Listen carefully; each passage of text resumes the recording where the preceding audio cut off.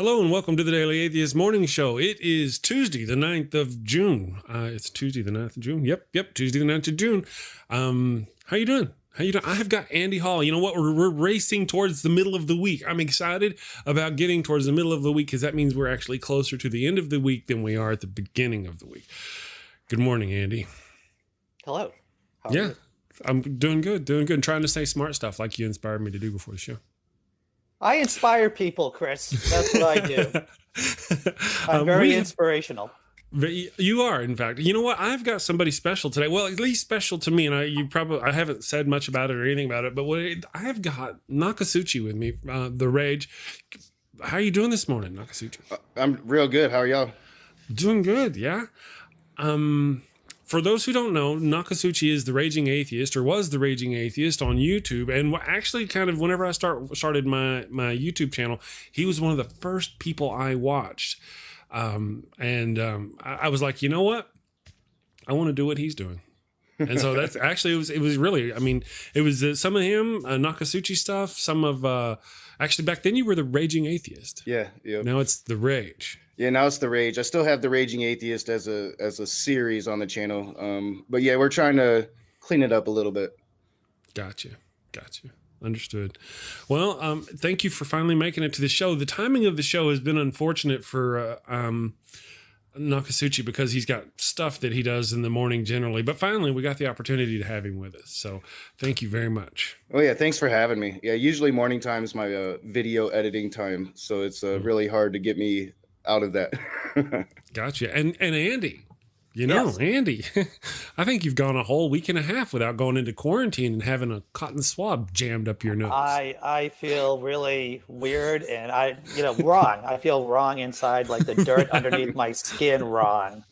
But somehow I'm able to persevere. Somehow. Understood. Good man. Well, thank you again for joining us. For joining me this morning. Let me get my rose and a duck. I want to say hi to everybody in the chat. I got distracted talking to Andy and whatnot, because I'm one of those kind of folk. Brainbug is here this morning. Good. Brainbug, me and the wife were watching one of your videos last night, and we wanted to see if, I just wanted to invite you to the show. We've never had you on the show. You do live stream stuff. So, you ought to come on and say hi on the show. Bully Ignorant. Hey, Ethan is here, your friendly neighborhood atheist. Good morning. Trina DeLuca. There's just so many people already here this morning. You guys snuck in on us. The Sassy Heathen. She'll actually co-host with me a couple Fridays from now. Not this Friday, but next Friday, I think. So it's a lot of wonderful people in the chat. So good morning to everybody. Thank you. So now, good morning. Good morning. Hey. If you don't mind, the first thing I got to ask you, because, this was the thing whenever I was like, tomorrow I'm going to have the Raging Atheist on the show. And the wife is like, who is the Raging Atheist? I'm like, it's Nokasuchi. And she's like, Naka who? And I'm like, Nokasuchi, that's his Indian name. Mm-hmm. And she said, you didn't look Indian. No. So I thought it might, because I remember vaguely, possibly, weed brain, sorry, hearing the nature behind your Indian name. But would you mind explaining it? Well, yeah, it's I am mixed-blooded, Cherokee and Irish. I'm predominantly Irish. I always get the number mixed up. I think it's 33% Cherokee blood. I am a card-carrying member of the Cherokee Nation.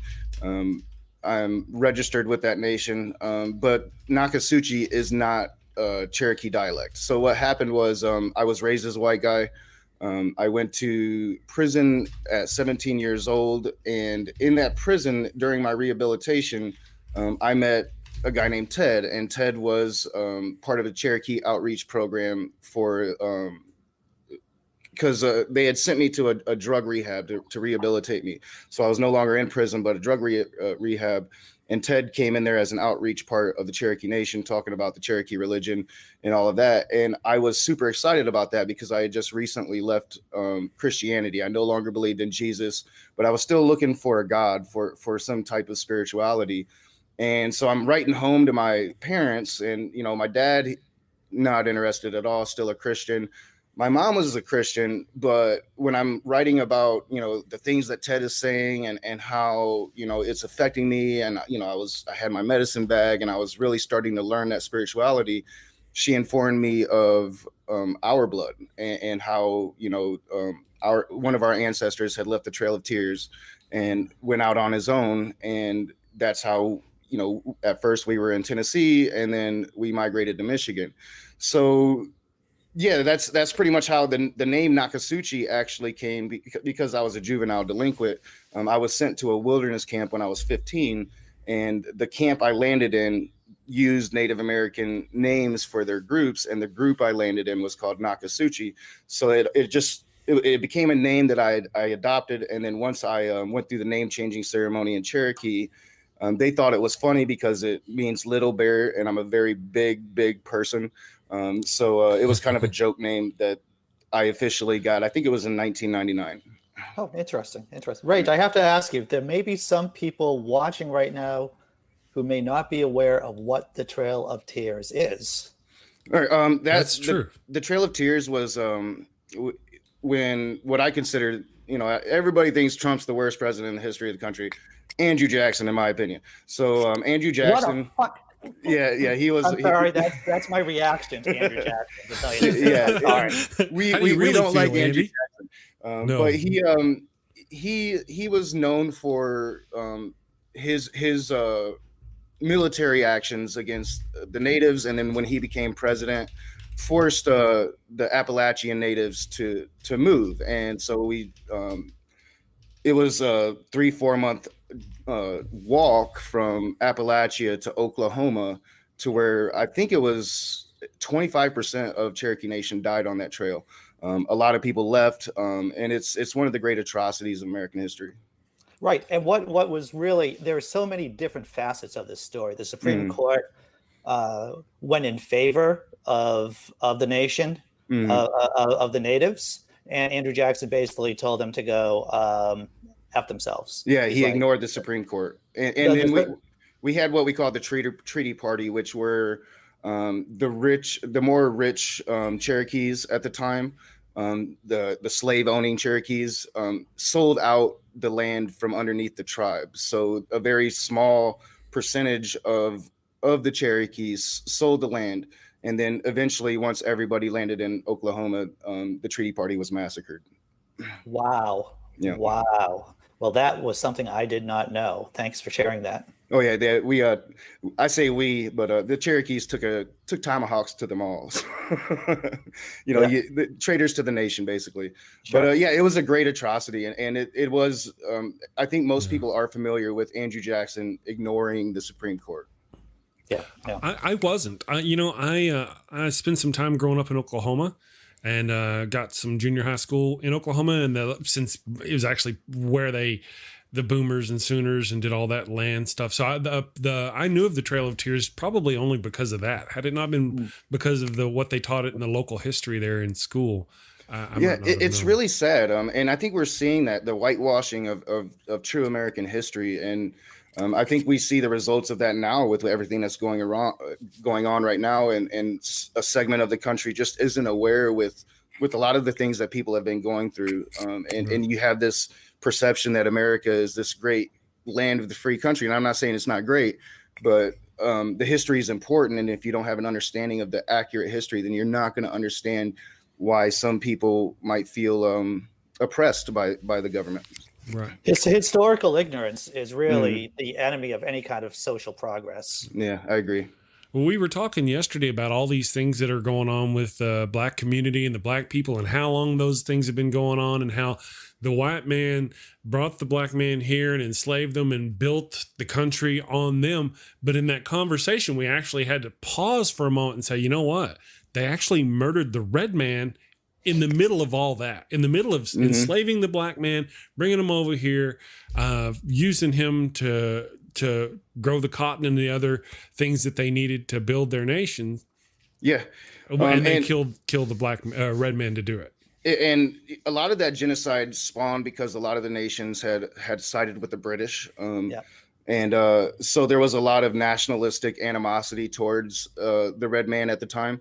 And a lot of people just aren't aware of the genocide or how the genocide continues. We're having this great discussion about race in America, and Native Americans are on the reservation raising their hands saying, what about us? And nobody's talking about them. So hopefully the conversation will expand to include everybody.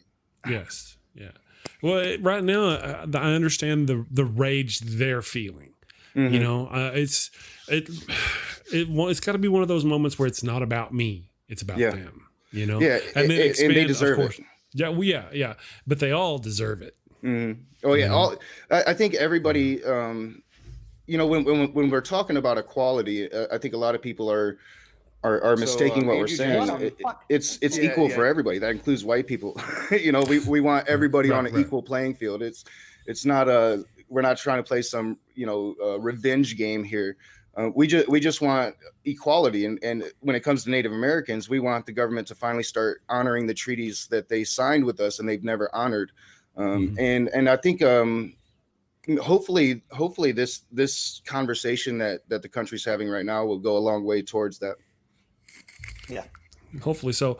Well, that was one of the things that the other day I was watching a stream and they were talking about the problems that they're having as far as the Black community being able to get the exposure and the understanding. I mean, one of the things all right.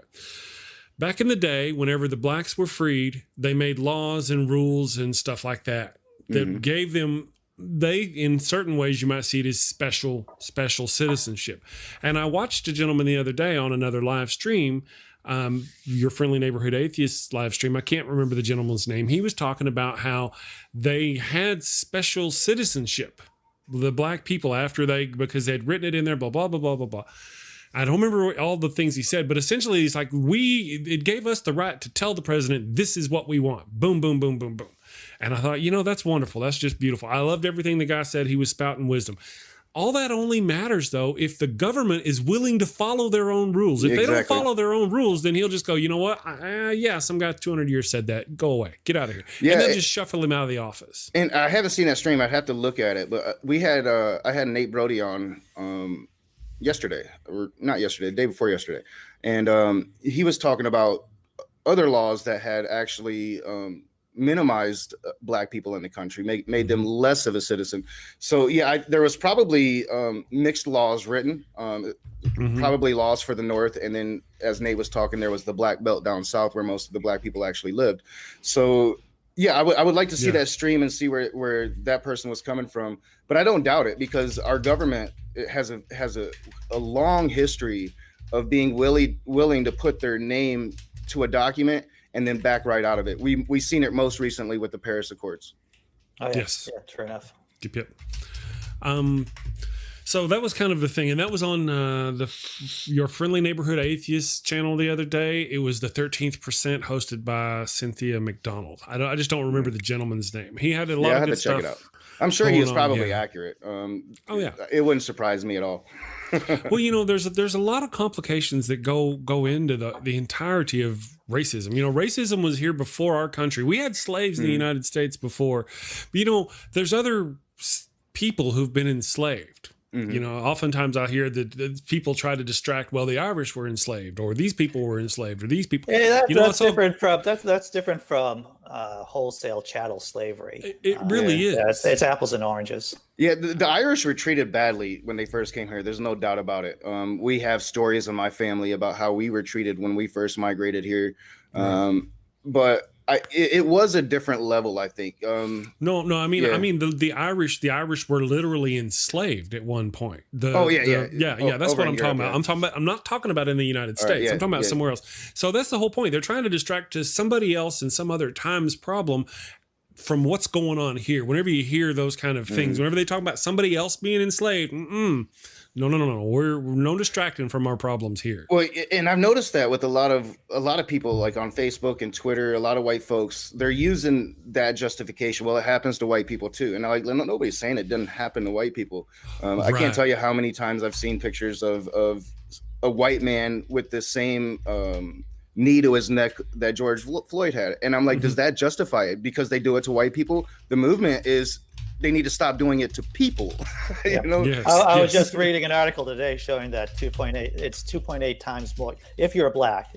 You have a more likelihood of being killed by the police, and that is like 2.8 times Yeah, and the it's likelihood of the white person. from what I've seen, it's you're 7 times more likely to be pulled over to begin with if you're black. Yeah, sure, definitely. Yeah.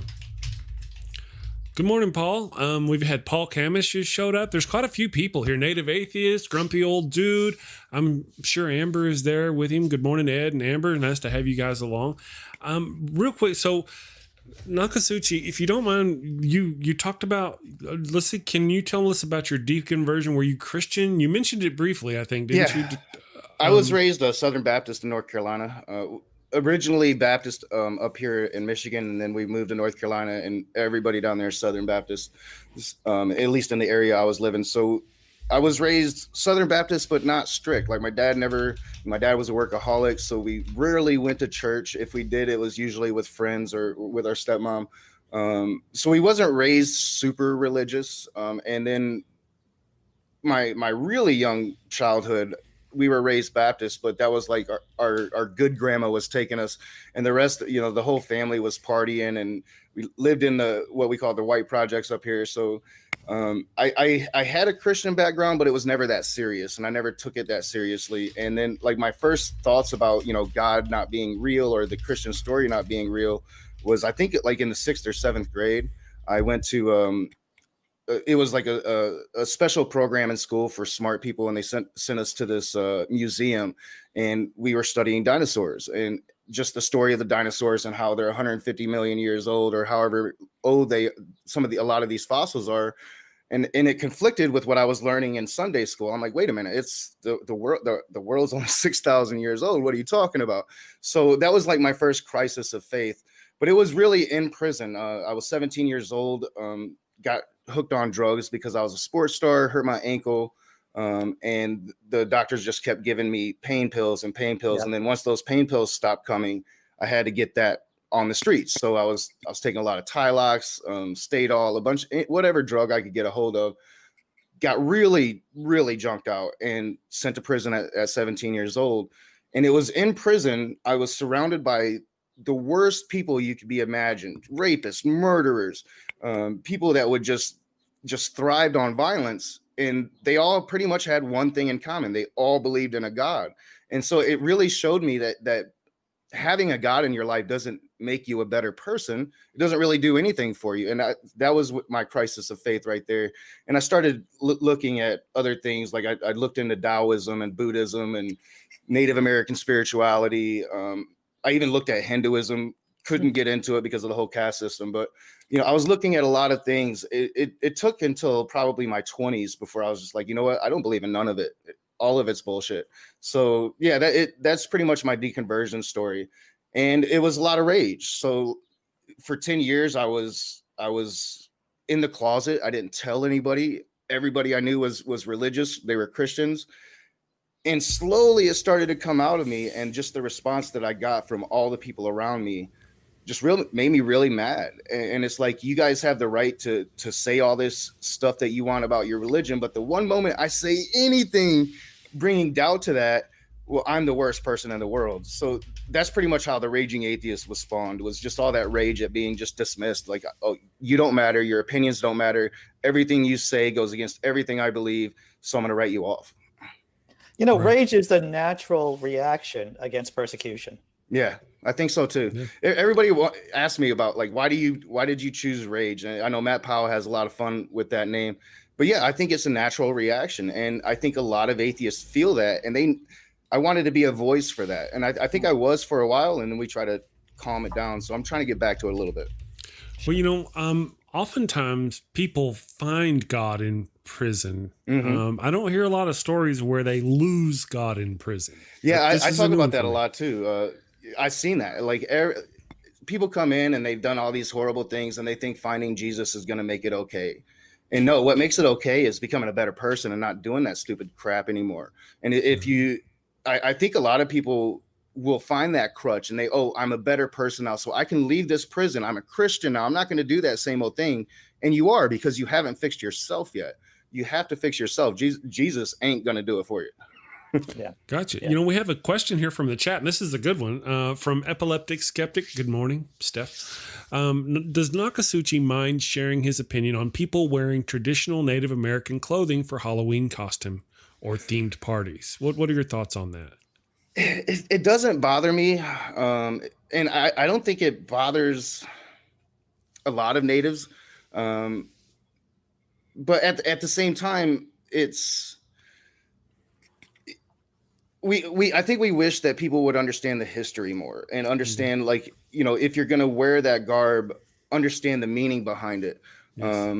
But I don't really have a problem with it. To me, I have more of a problem with it on Thanksgiving than I do on Halloween. Oh yeah, I get that. Thanksgiving it's a totally different monster because most people think that Thanksgiving is this great story where the natives came and helped the pilgrims and everything was peachy, and they don't understand that 20 years later those same pilgrims massacred those same Native Americans.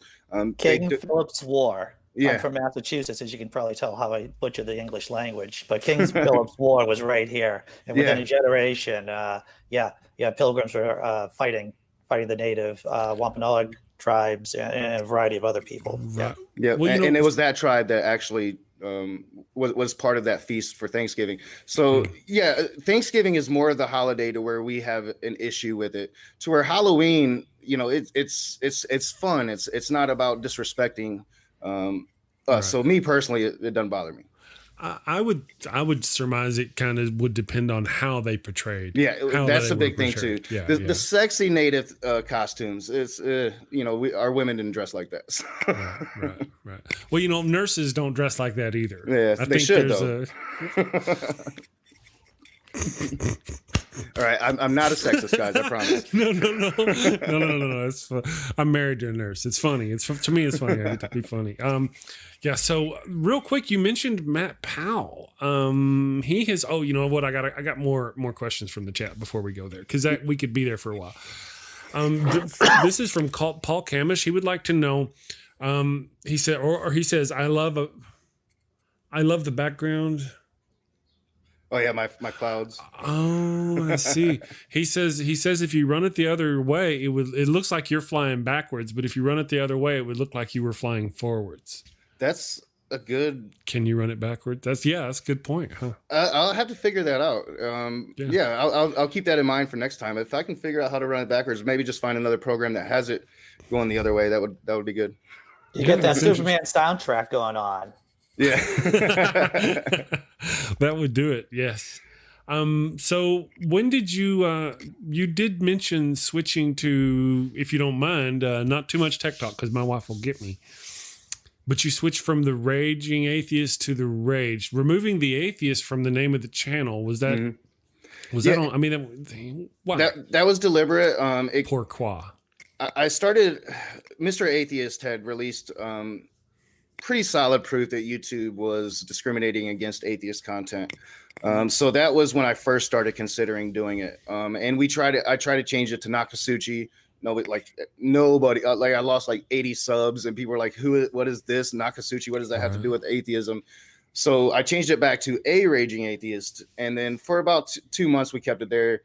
And then, I had Ali and then we had John and Faye doing their show. And I'm like, well, it's not really about me anymore. I mean, it's mostly about me. It's mostly my content, but it's not just me anymore. So we thought that the Rage probably fit well. And it seems to have worked. I didn't lose any subs like I did the last time. People still understand it's the same meaning of the channel. It's just without the atheist. Gotcha. So did it affect your views? Has it improved? I mean, you know what I mean? If they were discriminating against you before and you changed your thing, you should see a thing go like this. I think I was a little too late. I have seen an uptick in the last couple months. But I think it's more based upon the decisions I'm making, trying to get the channel back to the way it used to be, not be so concerned about the side chats and what's going on there and trying to like point fingers at people and, oh, you're bad, get out of here. So I think that's had a lot to do with it. But as we were talking before the stream, the nature of my content and the fact that I deal with a lot of hate mongers, I've got a lot of hate speech that I'm combating on my channel. The channel was demonetized. So I think that really hurt me in the algorithm. I'm not getting out there like I used to. I used to get thousands of views. Now I'm getting a couple hundred. So it's really battling that and trying to work different things to make that algorithm work for me again, because YouTube's algorithm is a butcher. Yeah. Well, I've thought about, just because, this is the Daily Atheist. That's the name of the channel, the Daily Atheist. And I've thought about changing it to the Daily Atheist Morning Show and changing my face, but, be more specific, because I have other stuff I do on the channel that I really should put on my Chris Mallard page, our YouTube channel. So I've thought about that. But now, knowing that, I need to go watch Mr. Atheist's stuff. And I'm no dummy if changing it to the damn show will help me. Yeah, I would be for that. YouTube really doesn't like the word atheist. That's what I've heard. I've heard it more than once. Yeah, I mean, even Mr. Atheist has changed his channel now to Jimmy Snow. So it's something, for some reason, I don't really quite get it, because most atheist channels aren't me. You have your TJ Kirks, not me either, but you have shows like mine that we kind of go out of the way to be to walk that edge. But most atheist shows, I think, are relatively really good shows that are talking about important issues. But for some reason, YouTube just does not like that term atheist. And I think it has a lot to do with the religious society we live in. That name has been demonized and we're considered to be bad people. Yeah. So they're automatically. I wonder if the Satanists have had a better time with the YouTube algorithm than atheists. Yeah, I wonder too. That's a good question. Yeah, that's something to look into. So I guess it's only a few keystrokes to change the channel name, right? Yeah, but it can have some very deep ramifications. Like I said, when I changed it to Nokasuchi, I lost 80 subs overnight, like just like that, just like you are not you anymore, So it can have some adverse effects. Mine would actually be being more specific, because really the Daily Atheist Morning Show has taken over everything on the Daily Atheist channel. It is the Daily Atheist channel, is the Daily Atheist Morning Show. So I would say whatever you feel good about. So like if you're not really seeing a YouTube attack you, I wouldn't fix something that's not broken. I don't know that they're attacking me, but I don't know that my growth is as fast as I think it should be, considering certain X, Y, and Z's. But then again, I don't advertise and I don't do anything like this. I don't do anything those things yet. Yeah, neither do I. I've just recently found out, like, people use these services that will like share your stuff on all these different platforms, and I've never done any of that. And maybe I should, because maybe I'd grow a lot faster. Well, there's the one that I use, Hootsuite, and then there's IFFT, I think it's called. And I'm probably thinking, I don't know. That's too much tech talk. I can see Andy's eyes roll. Yeah, I'm going to try to save you from your wife, Chris. See, you're a good man. See, as that's a a wonderful person who segue. has an ex-wife, I want to save you from that particular situation. Thank you. And you would think I would know about tech. I don't. No, I've seen your show. I know you don't. Yeah. Wow, from downtown. No, I admit it. Mallard. Bam, just like that. I have people that help me. No, I kid. Out of love there. Just like that. I want to mention, yesterday we had a very interesting show. We had Cynthia McDonald on the channel, and she was talking about race. And we had a lot of viewers. It was a really good show. There was a good back and forth in the chat. There was a little bit of a problem. Then all of a sudden we started getting tons of thumbs down. We had 1 minute, it was like 24 thumbs down and 22 thumbs up. And then I was like, what the hell's going on? I know, it was crazy. I've never had that many thumbs down on a single show. And I even said, if it was a troll, right? If it's because of racism or something, get the hell out. But if you're just trolling, I don't care. Anyway, this morning I woke up, and for those who are watching as of yesterday, all those thumbs down were gone, and we had 41 thumbs up. So YouTube must have realized that we were getting trolled. Yeah, that's interesting. YouTube actually does the right thing. That doesn't happen very often. It's strange. So Chris, or the trolley decided to untroll us. Either way, right. Enough of that. I wanted to, I guess Andy has a question before we skip on to Matt Powell, because I wanted to ask about Matt Powell. I wanted a little story, and then I'll tell about Matt Powell. I was not going to do really a question. Maybe it was a question. I'm not sure. Let me just say this. Are you suggesting that people should hit the thumbs up button right here? I would actually suggest they hit the thumbs up. If that were possible within their power, they probably should give us that. Because that actually helps it with the algorithm, right? To spread the love around. It really does. And I'm not above. I am not above using the Jedi mind trick, you will hit the like button. Oh, well, there you go. And even the thumbs down will help you with the algorithm. So people don't realize that. Yeah. That's what I did not know that, sir. Yes. Thank you for sharing that. Yeah, the thumbs down, any kind of interaction, they interacted with you is, you know, they did me a favor yesterday. They may have thought they were hurting me, but they did me a favor. I sometimes will get masked thumbs down, but I know it's the NIFB. It's Matt Powell and his people. It is like NIFB here is here, guys. Give them some love, you know. Right. I see somebody A-Theist. That might help, but it make Tanya on Facebook said the A-Theist might help, but that might confuse people. You know what I mean? They may that would. I understand though. That's a good idea. Yeah, it is. So we got some traction over there now. About a year and a half ago, I cracked open Facebook. I started out my first little videos. I popped into the live stream world and I just kind of looked around. I ran into an unfortunate situation with other people that was very discouraging. But then I also ran into Nokasuchi. And at the time, Nokasuchi had ran into Matt Powell, and there was it was like the first few love taps, you know, they were just starting their new romance.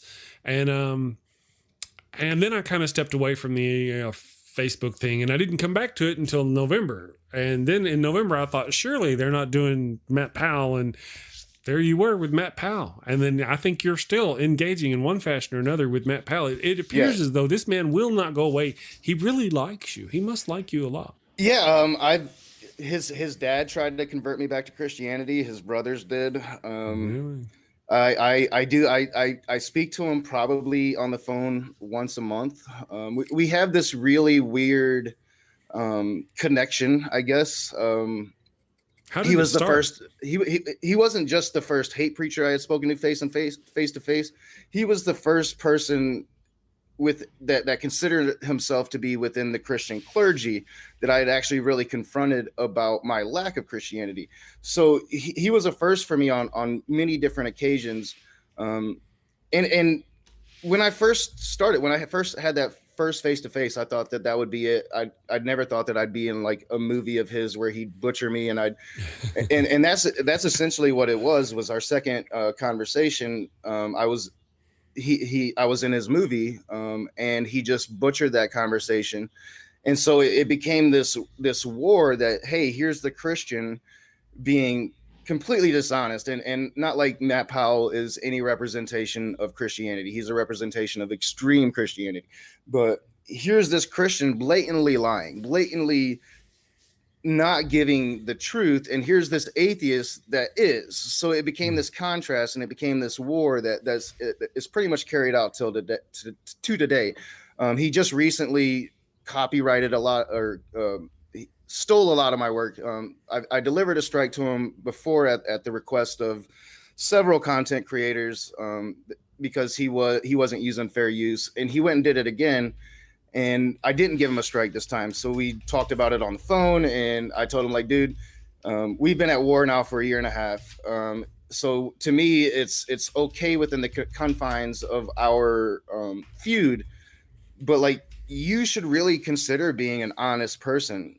Right now, he's having all of this, a really hard time getting people to be in his new movie, to where I just found out he offered to pay Brett Keane to come and be in that movie.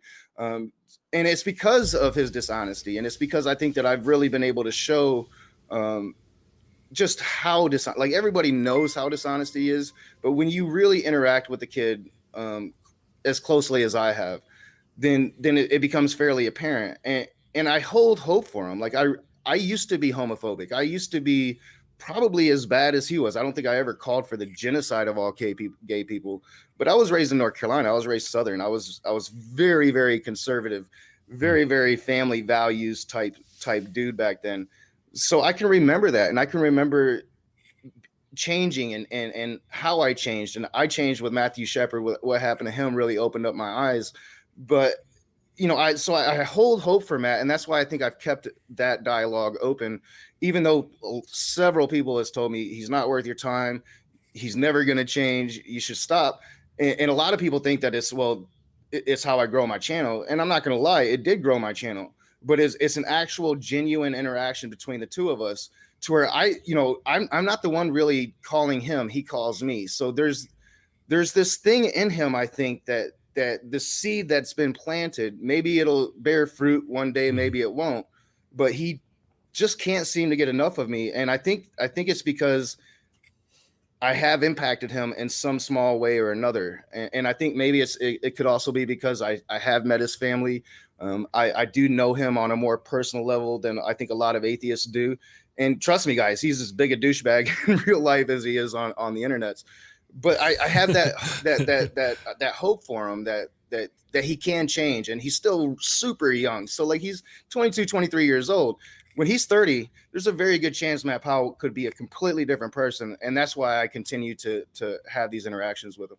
Well, you know what's interesting, and you raised this kind of point implicitly, that how do you interact with someone in a personal way without being complicit with whatever evil, and yes, I'm going to use the word evil, evil that they do. So that's the question about how do you reach out to someone without them, using you as a doormat and using your material. Well, and he definitely has. He definitely has. He definitely does. He tries to use me as the face of atheism, and then he'll butcher something I say to make that like what all atheists say or believe. And I'm like, no, dude, I was responding to your absolutes and just tossing out possibilities. And, like, I don't even believe that, right. So he does. And that's been the really fine line I've walked with him. It's something that I understood was going to happen. Walking into it, I knew after the first comment or after the first conversation, when he didn't really use it, he didn't put it on his channel. And I'm like, why did we even have this conversation? He's not even putting it on his channel. And then I find out that he had given it to like the 12-year-olds in the NIFB who had channels like Guzman and a couple other kids. And they had butchered that conversation on their channels. So, I mean, he's very sly with the way that he does it. And I understood walking into it that this was the nature of how this interaction was going to be. And ultimately, I came to the conclusion that if I could just stay honest, no matter what he did, if I could stay honest and show my integrity, that within the long run, that's ultimately going to make not only Matt Powell look bad, but these fundamental Christians as a whole, because it shows their hypocrisy and it shows what they're willing to do to win the argument. So that was the double-edged sword, and it's hurt me. A lot of atheists don't like those interactions. A lot of people think that I should stop, but I don't think so, because I think that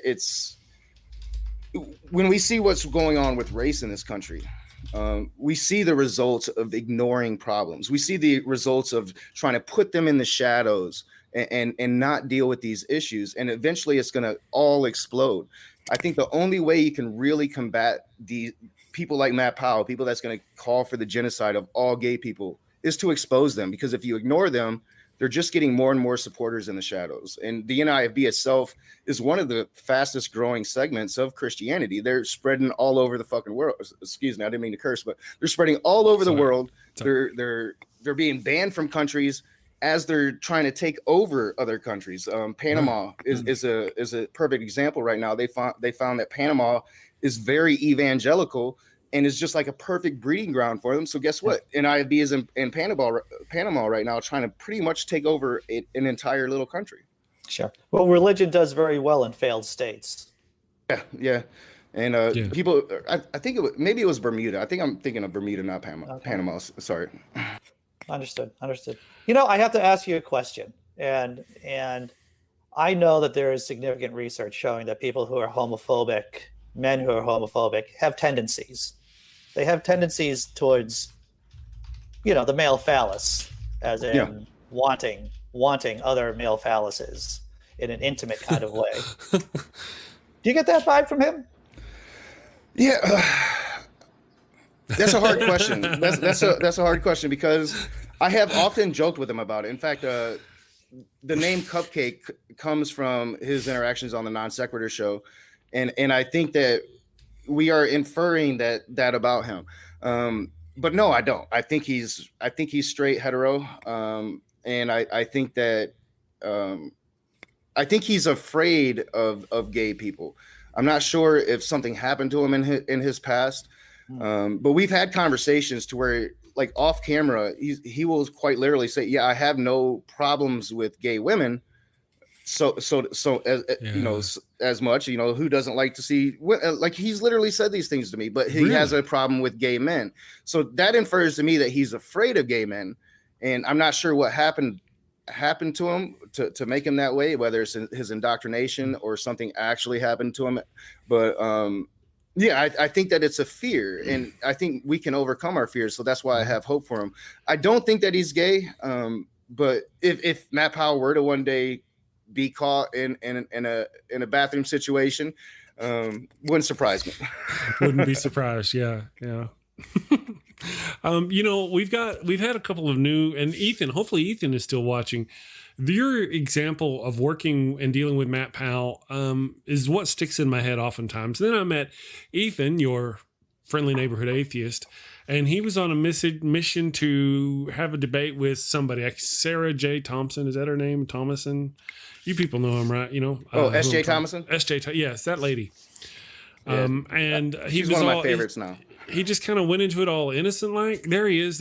And I think for him, it turned out well.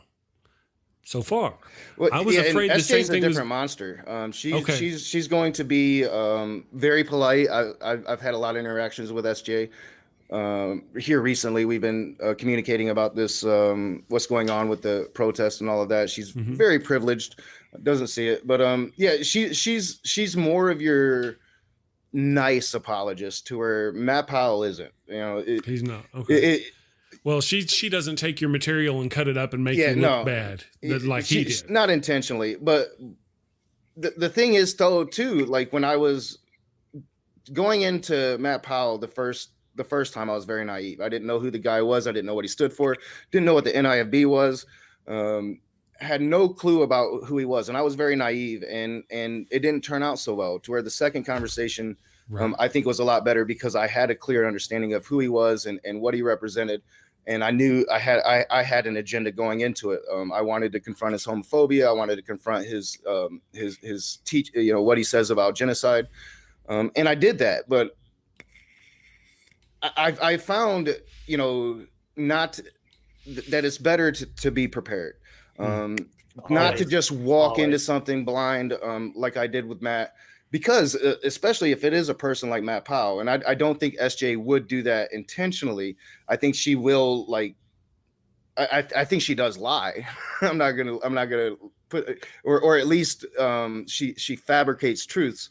But with Matt Powell or people like that, like say Roy Comfort, however you say that dude's name, a godless engineer, just pretty much exposed how he misled people.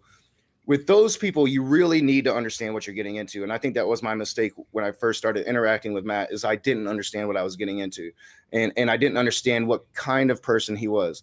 I generally like SJ. I think that she is very naive and very stuck in her bubble, but I don't think she's a bad actor, to where a lot of Christians, especially more fundamentals, are. Gotcha. Understood. Well, that was my deal. Whenever I heard he was going to talk to her and how things were going, I was like, just be careful.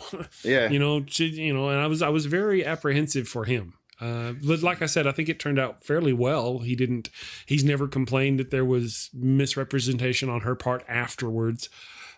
Stuff like that. I've had people tell me, matter of fact, Darth Dawkins, I think, claimed he was going to do a video series, deconstructing my book. Really? Yeah. But he loves me. But yeah, he does. Loves me. Yeah. I know. He's really got a thing for me. They showed up in my channel the other day, and I got all flush. I think he called me the dumbest atheist in the history of atheism. Oh, let me tell you, my friend, I'm going to try to usurp you in that title. That is challenge accepted. Challenge accepted. Understood. Yeah. Yeah, he bounces in every now and then, him and his little troll family. And the thing they don't understand, and I mean, I don't mind, because I control my show, not Darth Dawkins. I do. And if I'm talking about Darth Dawkins, it's because I chose to, not because he came in, Yeah. But when I do, people they really enjoy the engagement of blah, blah, blah. I don't know why. Maybe it's interesting to watch. But, Yeah, my first interaction with Darth, I had no idea that I was talking to Darth Dawkins. This guy named Evolution False comes into my side chat and just starts trolling the crap out of me. And I'm like, dude, come on and do that on my stream. And as soon as he comes on, because I went and watched the live chat earlier, everybody knew it was Darth Dawkins. And I think this was like when he first started using the Evolution False name. And they're, oh, that's Darth Dawkins. That's Darth Dawkins. I had no clue. So if you go and watch that interaction, I do horribly. Like, I have no idea who I'm talking about. I don't know Darth's methods. I've had so many people since those interactions coming like, here, let me help you with Darth Dawkins. So now I actually know how to combat the guy. But I had no clue. I just raged out on some random troll that I pulled in from my side chat that just happened to be Darth Dawkins. Yeah. It says, Grumpy Old Dude asks if I will be attending the wedding of Darth and Kent Hovind on June 16th. Yeah, every time he's coming to my channel, what the deal was I naively thought, you know what, we can play nice, dude. Why don't you come on my show and kind of step out of the game for a moment, be cool, come on the show, have fun, tell me about, I like coming out and just kind of rattling atheist cages, and whatever I do. But he couldn't, I tried to get him to engage with me as a normal person in email. I'm like, hey, I don't want to sit there and argue with you about these things. I want to interview you and have fun, have a light morning show and do the thing like I try to do with just about everybody. And his deal is, no, you got to answer for your this and your this. And I'm like, I'm not going to fight with you in my morning show. Yeah, I don't think he has much of an other life than being Darth Dawkins. That is the true Darth Dawkins. That you hope that it's like on anybody out there who's ever done theater. You're doing theater, to be or not to be, and then you do an aside where you go, okay, blah blah blah blah. But there's no aside with this guy. There's no stepping off the stage and being an actor and talking about the play with this guy. It's all on all the time. It's like you guys remember Randy the Macho Man Savage? One of the reasons why the other actors didn't like him, other wrestlers, because he was always like that. Yeah, he was always like that. In fact, in like real life, his issues with Elizabeth, like I always thought that was staged, and no, like that was like real life stuff that was just happening on camera as well.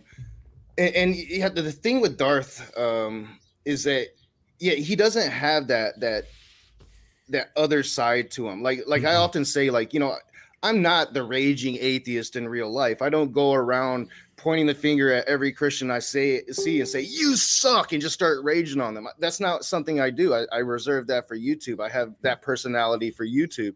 In real life, I'm a normal person.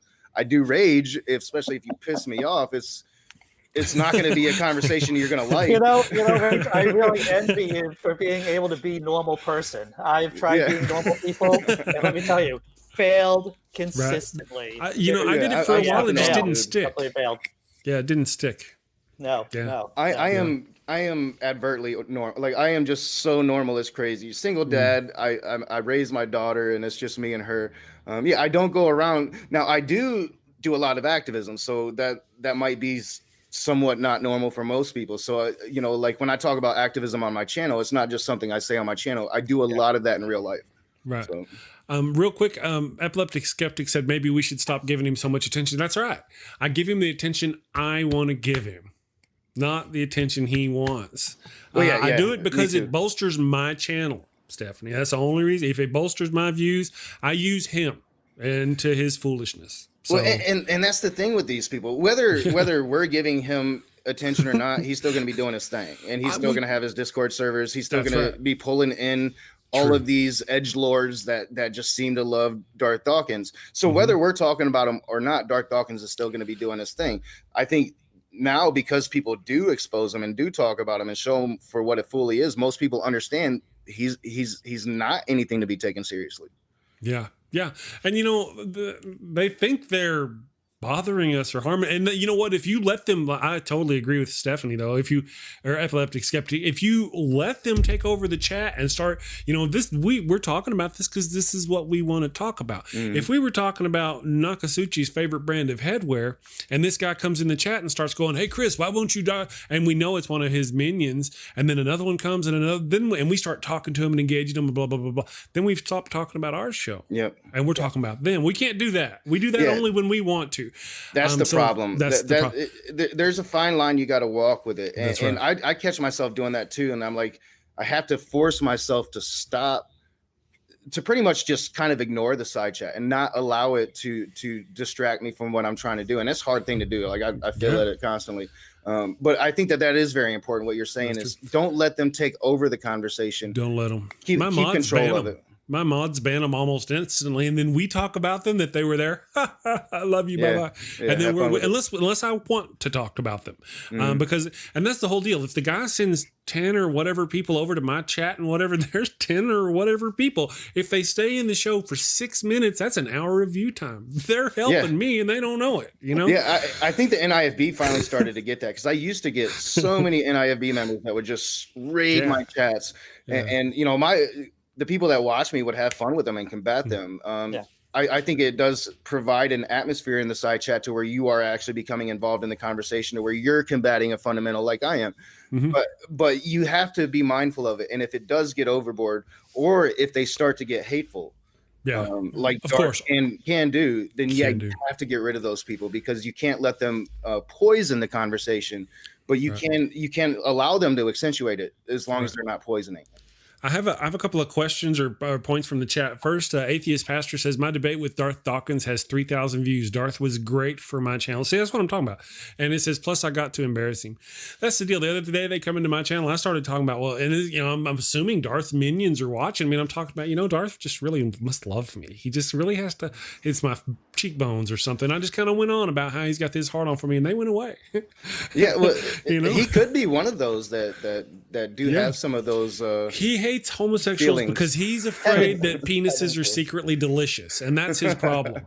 He's also a racist. I don't know if you've heard his rant over what's going on now. I recommend not, because it's atrocious. Understood. And then also Science Talk TV asked me the question, Chris, are you going to keep up the daily show post-COVID? I don't know if you have a job or what. This is my job. I do this all the time. And I was actually doing this before the COVID thing. I've been doing the Daily Atheist Morning Show since November. Right when 5G came out. I am secretly only 5G, and I'm here melting your brain and taking you away from God, so you will spend eternity in hell. I believe you're also funded by George Soros, the last time I heard. Bitches' checks need to show the hell up, is all I'm saying. I'm still waiting on my first Soros check. I'm like, why haven't I got one yet? Right. Where are all these rich atheist people? Why aren't they sending me money? I need to get on that somehow. So no, I've been doing this since before the COVID. Now that's part of the reason. I did this when I did have a job, but now this is kind of all I now, don't get me wrong. I don't make money yet doing it. And there's more money going out right now than there is going in, but it's a deal we build and we grow over time. Look at Mr. Atheist and those other ones. We're talking about Mr. Atheist because I don't want to spend too much time droning upon my channel, but Mr. Atheist changed his name so he could get good views. Yeah, right? Or whatever. And this guy has got 230 or 270,000 subscribers. I wish, that, you know what I mean? When you got that many subscribers, do you worry about that kind of thing? Do you even look at that? Well, I guess you do if you want to get to 1 million subscribers. Well, and I think that his deal was, he had a hard time getting sponsors. And if you look at Mr. Atheist channel, it's really clean, I've always said that, Jimmy's like the PG-13 version of me, because we talk like about the same stuff, but he is more articulate than I am. And he's able to keep it a lot cleaner than I do. And even he has had a hard time getting sponsorships.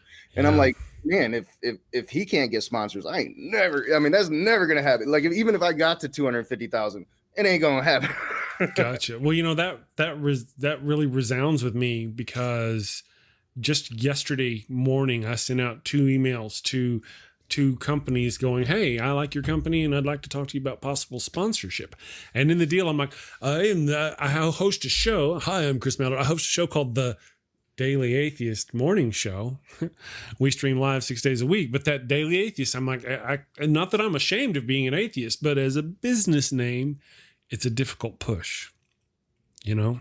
And that was like the main reason why I started doing it. And that's, I embraced that atheist title because of that, because, society has made it this demon word, like if you if you claim to be an atheist, well, you're going to have a lot of your family members that's no longer going to want to have anything to do with you.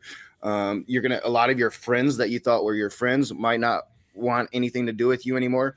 And it is that stigmatizing of that label that really made me interested in being an activist for atheism and normalizing atheism. And that's why I think it's so important to have people like Ethan, you know, your friendly neighborhood atheist, a nice atheist, people like you, Chris.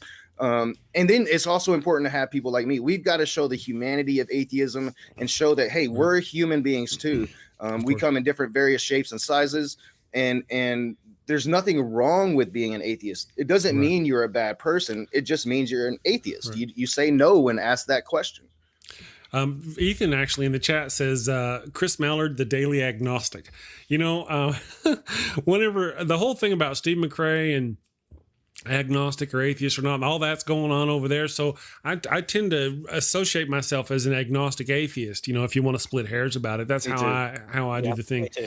And but in order to, people will ask me, then why wasn't you called the Daily Agnostic? I was like, it just didn't have the same ring, you know? Yeah, I've gotten that too. Misha Popoff is trolling me right now saying that, he went around and telling people that I actually converted to Christianity. But basically what I said was, you know, like, I recognize that philosophically speaking, I am agnostic. If you look at it from a philosophical standpoint, I am an agnostic. I grant the premise that there could be a God. I don't believe in a single one of them, but there could be something out there in the universe. Right. I don't know. So I'm not going to say that it doesn't. But like colloquially speaking, I don't believe in any of your gods, so I am an atheist. Of course. Yeah. Well, you know, I mean, in theory, there's a possibility that the Earth is flat too. It might be a 0.0000, however zero you want to put on that. But I'm not going to call myself, I'm agnostic about the Earth being a globe or an oblate spheroid, if we really want to get specifics. So when I call myself an atheist, I understand that everyday language means everyday terms, and that's what I tell people. Yeah, and Christians don't care. Like if you're an agnostic, you're just as bad as us atheists. You're a reprobate, yo. Still going to hell. Still going to hell. You're just a spineless atheist, and you don't want to own it. That's what I've that's what it is. Agnostic thing, you know. And there's I have a friend, or used to have a friend. I just had Roderick Tamney or something like that on Facebook. And man, that guy is really, really absolutely against agnostics. He's all about, I remember those posts. I want to say hi to Neil, the 604 Atheist. You've been on Neil's channel. Yeah, what's up, Neil? Neil's my brother from another mother. There you go, Neil. Nice to have you here this morning, Neil. Thank you for showing up. And there was something else I wanted to point out. Also, Native Atheist he's in the chat. I don't know. I think he possibly started following you today. Or subscribe to your channel. I could be wrong, but Native Atheist is a Native American, and he watches my show on the regular. So he was shouting. Sorry, I've got people are doing lawn work. Let me close my door. That was disturbing. That noise touched my soul. That was pretty powerful. Yes, it was rough. It was rough. Let me do this here and just pop him off there for a second. All right, so. He's back. I was just talking to Brainbug in the chat, and the fact that I use atheist because I like to destigmatize the word. And we've all seen the scientific studies that show that if you actually know someone from a minority group, then you're going to be less likely to have negative feelings towards that minority group. So that's one of the reasons why I like to use the term atheist in public. Well, gotcha. Yeah, and to that point, like with all this thing going on about like racism and stuff, like it was really hard to stay a racist when I played football and became really good friends with black people. So I think that definitely has something to do with it. Yeah. Yeah, with all the things going on, just racism never really stuck with me. I was not properly indoctrinated into it. I think I was being groomed by the KKK when I was 15. Oh, really? Yeah, I didn't have those kind of problems. I had a stepfather who, when I was, 6 to, no, he wasn't even a stepdad. He's just like my mom's boyfriend, between 6 and like 11 years old, somewhere like that. He was really racist against Mexicans because we lived down in Texas and the oil field and all that, and talked a lot about them. And then I got out in the oil field working with them, and I learned very quickly that none of the things he said were true. But I just wasn't the kind of person who wanted to believe those things anyway. I wanted him to be wrong. And then I got out in the oil field and he was wrong. Yeah. I see. I think I was being groomed by the KKK, and it was you got in fights and you hung around with a bunch of white kids and they said all this crap. And yeah, like if you actually open your ears and listen to the things that they're saying, it's usually so outrageous that it's hard to believe. But you get in these groups and that group mentality takes over and you become you become a sheep that follows the herd instead of a free thinking person that can think for themselves. And so I think it's a huge issue. And you're right. Like once you get to know people, it's really hard to hate them. Yeah. Right. Yeah. True enough. Right. Well, we've done the hour, guys. I want to say thank you to you both. It's Tuesday. I know Andy usually has to go save the world. He's got grown-up people things to do. I do. I actually have Dr. Nathan. See, I'm going to do a shameless plug right now. I have Dr. Nathan Lentz. He's from John Jay College. He's done books like Human Errors, A Panorama of Our Glitches, and also another book, Not So Different, Finding Human Nature and Animals. He's coming on my channel at 4:10 today, Eastern Time. We're going to do a live chat. We're going to talk about evolution, genders, and animals. Believe it or not, animals have genders. See, I just threw that bomb right out there. And we're going to be talking about all kinds of crazy stuff. Animals have genders. Save your lives for somebody else. I'm not buying I'm nothing but the stepfather of lies, my friend. That's what I am. The stepfather of lies. Well, thank you for joining me today again as my co-host, Andy. And thank you, Nokasuchi, for joining me. We finally got you on the show, brother. Nice I'm trying to get better at it. Yeah, very nice meeting you, Andy. I had a lot of fun. Yeah, I'm trying to get better at making myself available, do other shows, but also especially for people that come on and do my show. And Chris, you've been on several times, and I'm opening it back up to that. So anytime you'd like to come back on, just hit me up. Oh yeah. I think I'm going to be on your show. I think Thursday. Is that wrong? It could be right. Thursday. I think we're doing. Did Jesus exist? Something. I think if I remember right, I'm coming on your show. I think Thursday. Science Talk TV. Real quick, hit us up with 50 Filipino. Man, it's been a while. PHPs, that's what they are. Thank you, Chris, for supporting the channel. Appreciate it. So thank you both for joining me. And I'm looking forward to being on your thing, Andy. I'm going to be watching your thing today, 2:30. You said it is at 4:10 Eastern Time. 2:10 my time. I got it locked safe in here. I got it. That's when I got to be at work. Is at 4:00. I'll catch the playback. Good. Cool, yes, I have it pornographically memorized. So, thank you guys. Thank you everybody in the chat. I very much appreciate you. You guys are making it a wonderful show, and we're growing all the time. We did possibly 50 viewers today between Facebook and YouTube, and that'd be a first. I think you actually topped out. You beat Aaron Ra as for the most live viewers on my show. Well, I'm jealous that you had Aaron Ra. I'm trying to get Aaron on. That's crazy. Thanks guys for coming by. Thank you. All right, everybody, you guys have a great day. Again, thank you, Andy. Thank you, Nokasuchi. Thank you to the chat, and we will see you tomorrow for Weed Wednesday. Have a great day.